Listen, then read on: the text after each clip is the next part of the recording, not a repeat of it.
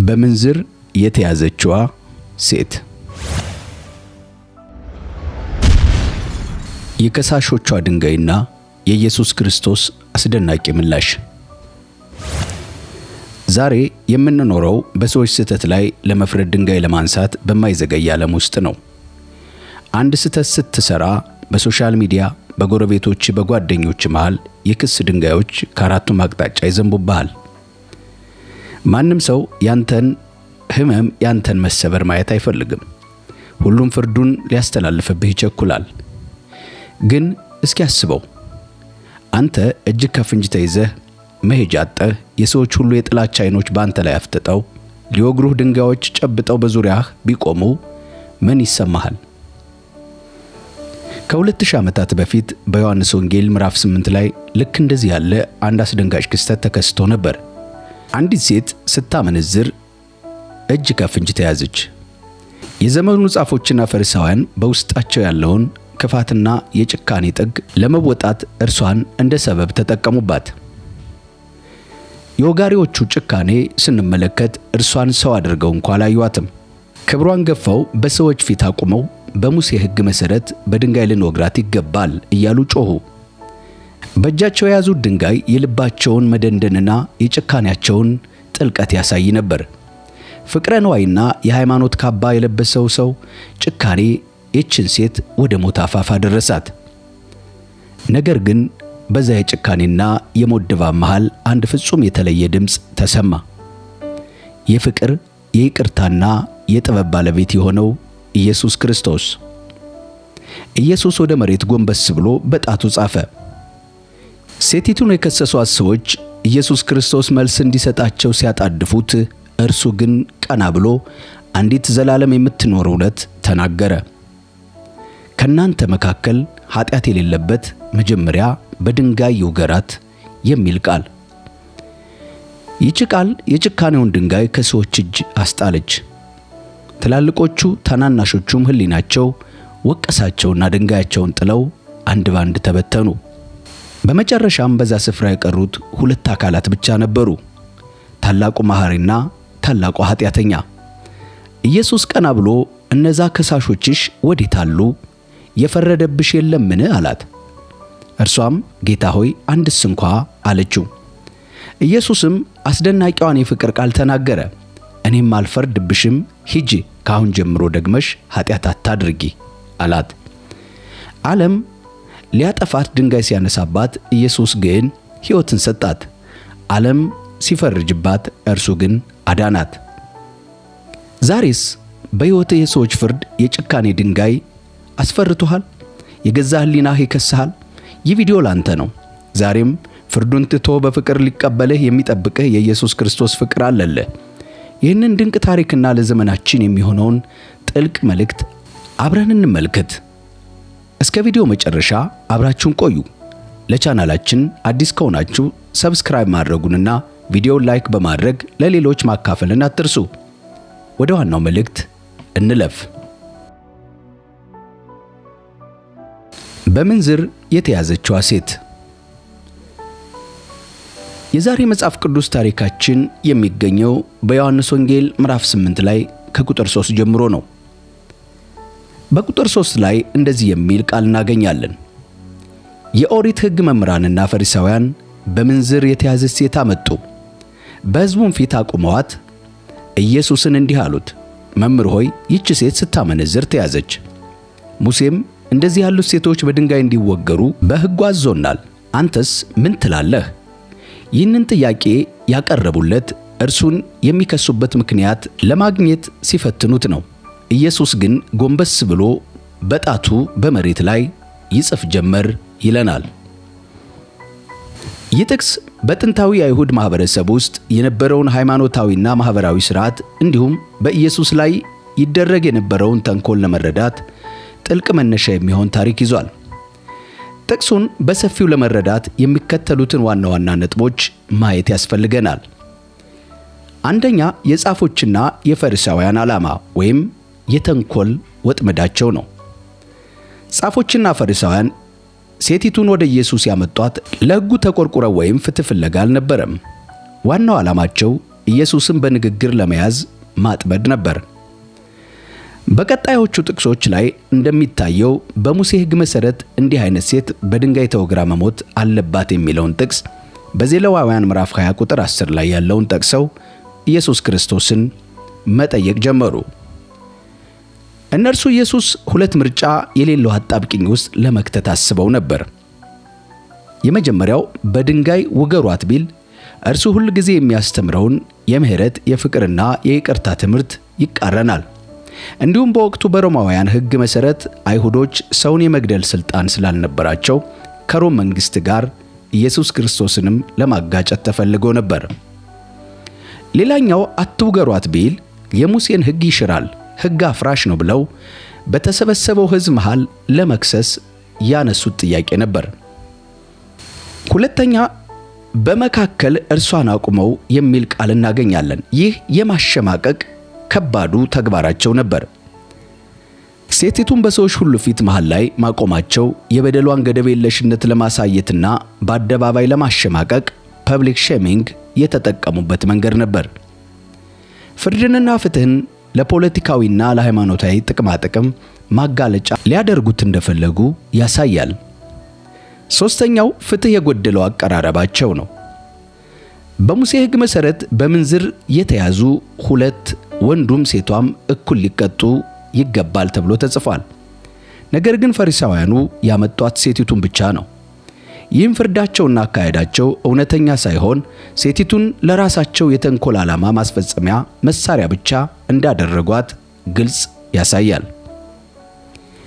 ይህ ጥቅስ የሰዎችን ክፋት፣ ግብዝነትና የራሳቸውን ኃጢአት ደብቀው በሌሎች ላይ የሚፈርዱትን ፈሪሳውያንን ባህሪ ያሳያል።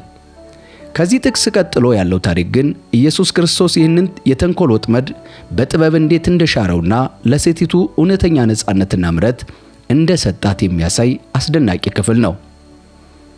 እርሱም ኢየሱስ በመሬት ላይ ጻፈ የሚል እናገኛለን። መጽሐፍ ቅዱስ ኢየሱስ በመሬት ላይ ምን እንደጻፈ በግልጽ አይናገርም። ነገር ግን የቤተ ክርስቲያን አባቶችና የቅዱሳን መጽሐፍ ተርጓሚዎች ሰፊና ጥልቅ የሆኑ ትርጓሜዎች ይሰጡታል። የመጀመሪያው የከሳሾችን የኃጢአትና ስውር በደል በምድር ላይ እንደጻፈ ይገልጻሉ። ይህንንም ታላቁ የቤተ ክርስቲያን አባት ቅዱስ ዮሐንስ አፈወርቅና ሌሎችም ሊቃውንት እንደሚተረጉሙት ኢየሱስ መሬት ላይ የጻፈው የእያንዳንዱን ከሳሽ ስውር ኃጢአት ስምና የበደሉትን በደል አይነት ነው ብለው ያስተምራሉ። ሴቲቱን ሊከሱ የመጡ ሰዎች ራሳቸውን ንጹሕ እንዳልሆኑና በድብቅ ያደረጉት ኃጢአት በመሬት ላይ ሲጻፍባቸው ሲያዩት ደነገጡ። ለዚህም ነው በኋላ ላይ ከናንተ ኃጢአት የሌለበት አስቀድሞ በድንጋይ ይውገራት ሲላቸው ከሽማግሌዎች ጀምረው እስከ ታናናሾች እያንዳንዳቸው ሕሊናቸው እየተወቀሰባቸው ጥለዋት የሄዱት። ሌላኛው ኢየሱስ ክርስቶስ በምድር ላይ የጻፈው የብሉይ ኪዳን ትንቢት ፍጻሜ ማለትም በነቢዩ ኤርምያስ ምዕራፍ 17 ቁጥር 13 ላይ ያለው ተፈጸመ የሚሉም አሉ። በዚህ ክፍል ላይ እንዲህ የሚል ቃል አለ። አቤቱ የእስራኤል ተስፋ ሆይ የሚተውህ ሁሉ ያፍራሉ፣ የሕይወትን ውሃ ምንጭ እግዚአብሔርን ትተዋልና የሚለዩኝ ሁሉ በመሬት ላይ ይጻፋሉ የሚለው ቃል ተፈጽሟል በማለት ይናገራሉ። ፈሪሳውያኑ እውነተኛውን የሕይወት ውሃ ምንጭ ማለትም ክርስቶስን ትተው ሊከሱት ስለቆሙ ስማቸው በሰማይ ሳይሆን በምድር ወይም በትቢያ ላይ እንደሚጠፋ ለማሳየት መሬት ላይ ጻፈ። ሌላኛው ሕግ ሰጪው ራሱ መሆኑን ለማሳየት እንደሆነ ይናገራሉ። በብሉይ ኪዳን 10ቱን ትእዛዛት በደብረ ሲና ለሙሴ ሲሰጥ በእግዚአብሔር ጣት በድንጋይ ጽላት ላይ ተጽፈው ነበር። በዘጸአት ምዕራፍ 31 ቁጥር 18 ላይ አሁንም ኢየሱስ በጣቱ መሬት ላይ ሲጽፍ ሕጉን በሲና በጣት የጻፉት እኔ ራሴ ነኝ፣ ስለዚህ ሕጉን የመተርጎምም ሆነ የመፍረድ ስልጣን ለኔ ነው ማለቱ ነበር ብለው ያስተምራሉ። ጌታችን መድኃኒታችን ኢየሱስ ክርስቶስ በምድር ላይ የጻፈውን የድርጊቱን መልእክትና መንፈሳዊውን ቁም ነገር እንመልከት። የመጀመሪያው ኩነኔ ሳይሆን ምሕረትን ያሳየበት ነበር። ኢየሱስ ወደ ምድር የመጣው ሊፈርድና ሊኮንን ሳይሆን ሊያድን እንደሆነ በዮሐንስ ወንጌል ምዕራፍ 3 ቁጥር 17 ላይ በግልጽ ተናግሯል። ሴቲቱን ከሞት ማዳን ብቻ ሳይሆን ነፍሷንም ከኃጢአት አንጽቶ እኔ አልፈርድብሽም፣ ሂጂና ካሁን ጀምሮ ደግመሽ ኃጢአት አትስሪ በማለት በንስሐ ዳናት። እንዲሁም የራስን ሕሊና መመርመር እንድንችል ነበር። ሌሎችን ለመውቀስና ለመክሰስ ከመቸኮላችን በፊት የኛ ሕሊናና ሕይወት ምን እንደሚመስል ራሳችንን መመርመር እንዳለብን ያስተምረናል። ይህ ጥቅስ የእግዚአብሔርን ፍጹም ጥበብ፣ ፍቅርና የሰዎችን ስውር ማንነት የሚገልጥ መለኮታዊ ዕውቀትን የሚያሳይ ታላቅ ክፍል እንደሆነ አይተናል። በዮሐንስ ወንጌል ምዕራፍ 8 ላይ በቁጥር 7 በጥያቄ ሲወተውቱት ቀና ብሎ ከናንተ ኃጢአት የሌለበት እርሱ አስቀድሞ ድንጋይ ይወርውርባት አላቸው። ኢየሱስ መጀመሪያ ምንም ሳይመልስ ጎንበስ ብሎ በጣቱ መሬት ላይ ጻፈ። እነርሱ ግን መልስ ፍለጋ ሲወተውቱት ቀና ብሎ ይህንን ድንቅ ቃል ተናገረ፣ ከናንተ ኃጢአት የሌለበት አስቀድሞ በድንጋይ ይውገራት የሚል። የምላሽ የሚከተሉትን ነገሮች ግልጽ ያደርግልናል። የመጀመሪያው የሙሴን ሕግ አላፈርስም የሚል ነው። አትውገሯት አላለም፣ ሕጉ እንዲፈጸም ፈቅዷል። ሌላኛው የፈራጆችን ብቃት የሚጠይቅ ነበር። ሕጉን ለማስፈጸም የሚነሳው አካል ራሱ በሕጉ ፊት ንጹሕ መሆን እንዳለበት አሳሰባቸው። ኃጢአት የሌለበት ማለት ምን ማለት ነው? ኢየሱስ እዚህ ጋር ኃጢአት የሌለበት ሲል ፍጹም ሰዋዊ ስህተት ሰርቶ የማያውቅ ማለት ብቻ ላይሆን ይችላል። የዚህንን ቃል መጽሐፍ ቅዱሳዊ ትርጓሜዎችን እስኪ እንመልከት።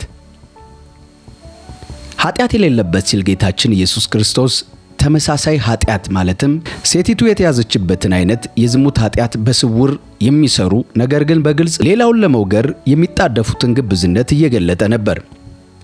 ሴቲቱ በምንዝር ስትያዝ አብሮ የነበረው ወንድ የት ገባ የሚለው ራሱ የሰዎችን ፍርድ አባይነት ያሳያል።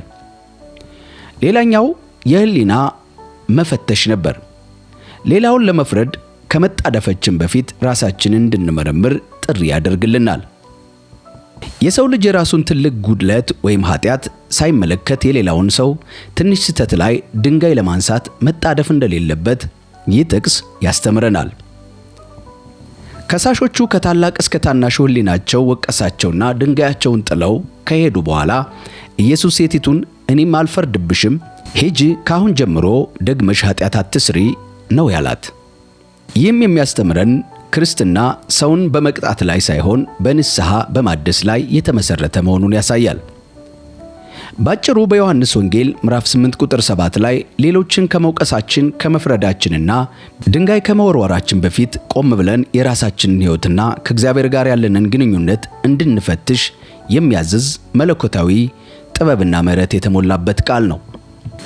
በዮሐንስ ወንጌል ምዕራፍ 8 ቁጥር 9 ላይ ይህንን እንደሰሙ ከሽማግሌዎች ጀምሮ አንድ ባንድ ወጡ። ሴትየዋም እዚያው ፊቱ እንደቆመች ኢየሱስ ብቻውን ቀረ። በዚህ ክፍል ላይ ሕሊናቸው ወቀሳቸው የሚል ቃል እናገኛለን።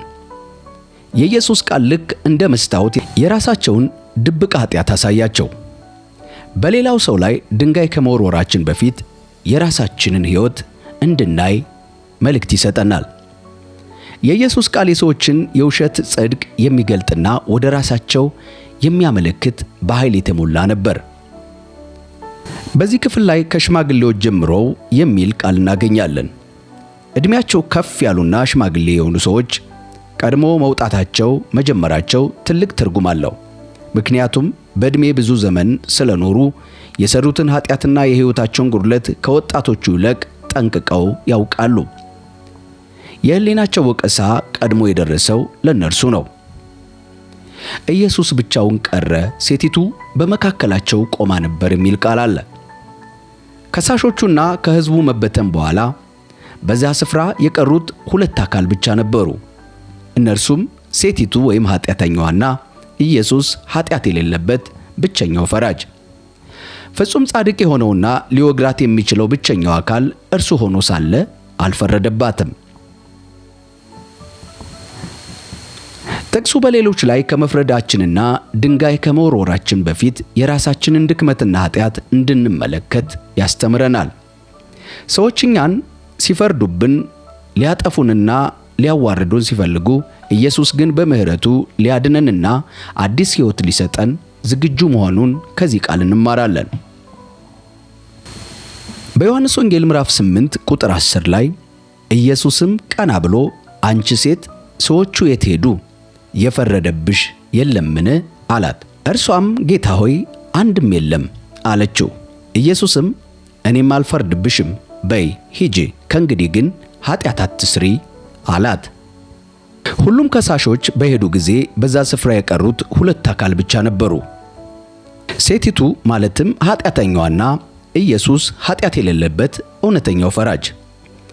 ኢየሱስ ቀና ብሎ እነዛ ከሳሾችሽ ወዴት አሉ? የፈረደብሽ የለምን? ሲላት ሁኔታውን እንድታስተውልና ነፃ መውጣቷን እንድታረጋግጥ እያደረጋት ነበር።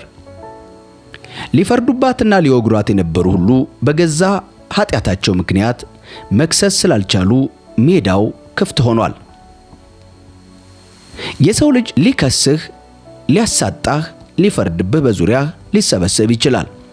ነገር ግን ወደ ኢየሱስ ፊት ስትቀርብ እርሱ ከሳሾችህን በጸጋውና በጥበቡ ያሳፍርልሃል። በዛ ቦታ ላይ በሴቲቱ ላይ የመፍረድና ድንጋይ የመወርወር መብት የነበረው ብቸኛ ሰው ኃጢአት የሌለበት ኢየሱስ ብቻ ነበር። እርሱ ግን ፍርድን ሳይሆን ምሕረትን መረጠ። ጥቅሱ እኛም ሌሎችን ከመክሰሳችንና ከመፍረዳችን በፊት የራሳችንን ሕይወት እንድንመረምር በጥብቅ ያስተምረናል። ሴቲቱ ጌታ ሆይ አንድስ እንኳ የለም ስትል ኢየሱስ ታላቅ የምሕረት ቃል ሰጣት። እኔም አልፈርድብሽም፣ ሂጂ፣ ካሁን ጀምሮ ደግመሽ ኃጢአት አትስሪ። ኢየሱስ ኃጢአቷን አላጸደቀላትም፣ ደግመሽ ኃጢአት አትስሪ ብሏታልና። ነገር ግን ሕይወት ሰጧት፣ አዲስ ሕይወት እንድትጀምር እድል ሰጣት። የወንጌልም ዋና መልእክት ይኸው ነው፣ ኩነኔ ሳይሆን ምሕረትና ንስሐ። እንግዲህ ወዳጆቼ ይህ የዛሬው መጽሐፍ ቅዱስ ታሪክ ከ100 ዓመታት በፊት የተጻፈ ታሪክ ብቻ አይደለም። ዛሬ እኛ ላለንበት በየቀኑ በሶሻል ሚዲያ ሰዎችን በቃላት ድንጋይ ለምንወግርበት ዘመን የተላከ ሕያው መልእክት ነው። ከዚህ ታሪክ ዛሬ ለሕይወታችን የምንወስዳቸው 3 ቁልፍ መልእክቶች አሉ። እነርሱም ባጭሩ ቀጥለን እንመልከት። አንደኛ፣ የራሳችንን ድንጋይ እንፈትሽ ወይም ራሳችንን እንመርምር። ፈሪሳውያን ሴቲቱን ይዘው ሲመጡ ትኩረታቸው ሁሉ የሷ ስህተት ላይ ብቻ ነው። ኢየሱስ ግን ፊቱን ወደ እነሱ አዞረና ከናንተ ኃጢአት የሌለበት አስቀድሞ በድንጋይ ይውገራት አላቸው። ዛሬ ለኛ ያለው ትምህርት የሌሎችን ውድቀት አይተን ለመፍረድና ስማቸውን ለማጥፋት ድንጋይ ከማንሳታችን በፊት ወደ ራሳችን እንመልከት። እኛስ በሚስጥር የምናደርገው ማንም እንዳያውቅብን የምንፈልገው ስንት ጉድለት አለብን? ሌላውን ከመውቀሳችን በፊት ራሳችንን መመርመር ይቅደም። ሁለተኛ፣ ኢየሱስ ሰውንና ኃጢአትን ይለያል ወይም የእግዚአብሔርን ፍቅር እናገኛለን። ፈሪሳውያን ያዩት ኃጢአተኛዋን ሴት ብቻ ነው። ኢየሱስ ግን ያየው የቆሰለውንና መዳን የሚያስፈልጋትን ነፍስ ነው።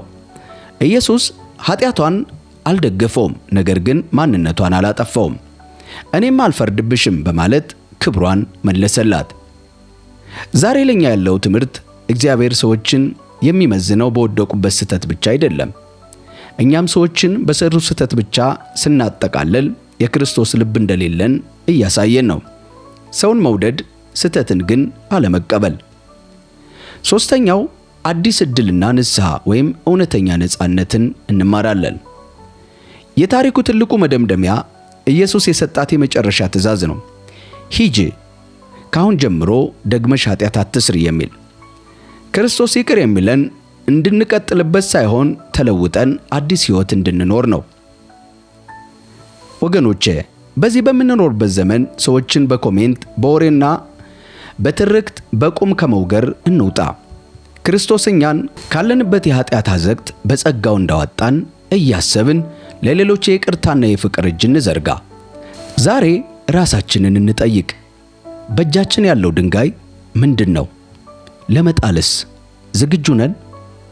ሐሳብ አስተያየታችሁን በኮሜንት ላይ አጋሩን። ይህ ቪዲዮ ለሕይወታችሁ ጠቃሚ መልእክት ካገኛችሁበት ለሌሎች እንዲደርስ ላይክ እና ሼር ማድረጋችሁን እንዳትረሱ።